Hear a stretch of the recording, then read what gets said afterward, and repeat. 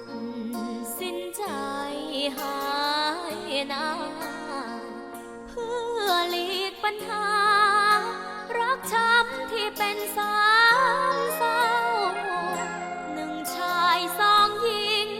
แย่งชิงปีแล้วปีเล่าหลีกทางให้เขา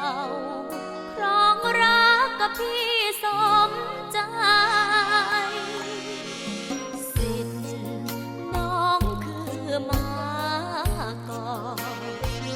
ส่วนเขามาซ้อนแต่สวยและช่วยพี่ได้ผิดกับตัวน้องเป็นรองเขาทุกอย่างไปห่วงพี่ทำไมตัดใจขอเป็นฝ่ายหลังควรเลือก